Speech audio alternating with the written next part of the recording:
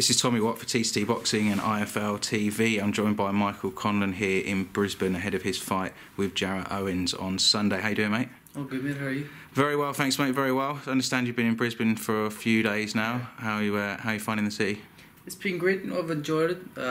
It's a nice city. It's very welcoming, and it's been good. I've just been training away, so the weather's nice. It feels like I'm back in America. This is actually our winter at the moment. I know. So it's crazy, isn't it? It does get I wouldn't mind this happening maybe like in Belfast. It would be nice to have a winter like this. Well, it's not too cold in LA, obviously. I understand. It's kind of probably a bit warmer at the minute because it's starting to come in the summer. It's going to get a lot warmer, but I think this is kind of our spring weather. So getting ready for what will be your third professional fight. How's training camp been so far? Training camp's been great as always. It's been tough, really tough, but at the same time I've enjoyed it. I feel this is kind of the first camp I've enjoyed the full camp. Obviously camp is always tough, but I feel like I've learned a lot in this camp, especially after the last fight, even though it was only a few weeks ago. But at the same time I feel like I've just been progressing all the time since I've been in the gym. Yeah, so even between your first and second fights, there was some fairly noticeable differences in your style, and it looked a lot more comfortable in that second fight. Is there any sort of major stylistic changes that we can expect to see on Sunday? Listen, no. It's all steady progress, little by little. There's nothing huge like I need to kind of change right away. It's all just going to take time over time to beat a complete article. But I feel like I'm on the right track. I've worked on a lot of things, still like controlling the pace, controlling the distance, and taking my time and getting people out of there. And so you're coming up against Jarrett Owen. Have you seen much of him on YouTube? Have you done much research on Jarrett yourself? I've just watched a few videos. I let the coach kind of do the business on that side and come in with kind of a plan or tactics. And it just is what it is. I just got to go in there. I've seen him. He's a game fighter. He's going to come forward. He's aggressive, a bit wild with a head, but I know what to do. I've been boxing guys like him all my life, so it's just another day in the office for me. I'm not underestimating anybody. I've full respect towards them for getting in the ring, but come fighting in, I'm going to do the job. And obviously this fight's in Brisbane. Your last fight was in Chicago and New York before that, so a bit of a globe trotter at the moment. Where can we expect to see you out next? I'm unsure. It's looking like Boston, so I think Boston September time could be after this. Or even could possibly be back in England when Hughie Fury fights Joseph Parker and Terry Flanagan fights Felix Verdejo, two top-ranked fighters. So there's a possibility that could happen. And then obviously Belfast at the end of the year. As you mentioned, Joe Parker there, he's part of Duco Promotions who are putting on this show here, and obviously massive news in Australia and New Zealand. What do you know of Joe Parker? Have you seen much of him? Yeah, I actually remember him. He was in the Come-Off Games in 2010, wasn't he? I remember him then. I've watched him since. He's a very good fighter. He's tough, like every Kiwi is. They're tough guys, and he comes to win every time. And he'll be a tough test for Hughie Fury, and if Hughie Fury can come through it says something, because Joe's a world champion, and he's rightly so a world champion. So I feel out of the big guys at the minute, I would feel he'd probably be the weaker of the champions, but still very dangerous. It's an exciting division at the moment. Obviously, we saw Joshua and Klitschko in an amazing fight in Wembley. Mentioned Hughie Fury. Obviously, his cousin Tyson is due back at some point, potentially on that card as well. Is sharing a bill with Tyson Fury something you'd be keen to do? 100%.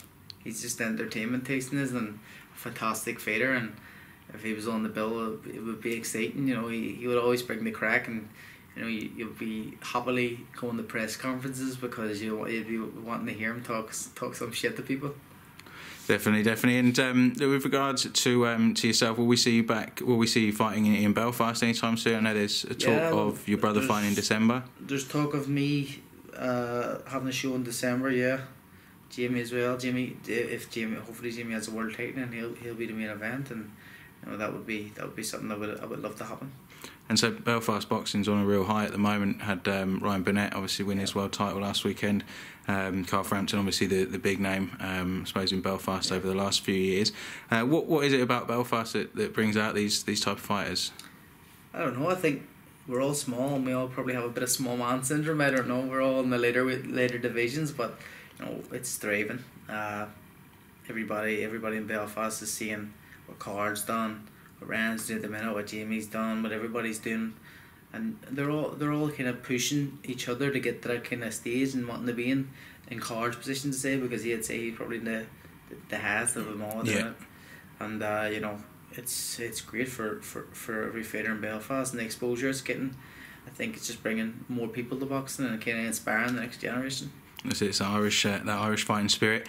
And obviously another Irish fighter which we know has a massive fight coming up is Conor McGregor, who obviously came out with you in your first fight. I know you know well. Yeah. What's your reaction to that fight being made, and say, have you spoken to Conor about it much since then? Listen, I kind of knew it was going to get made for a long time now, and I'm delighted for him. He's going to make a lot of money in this fight. Floyd's going to make a lot of money, and it's going to be something I'm definitely going to watch. I think anything can happen in boxing. I'm not going to say who I'm going to pick to win, but listen, Floyd's been almost unbeatable, but anything can happen.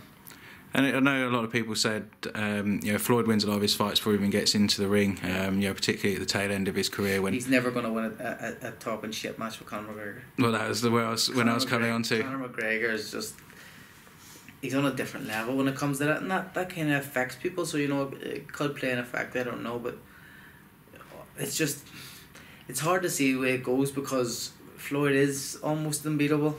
Well, he has been unbeatable.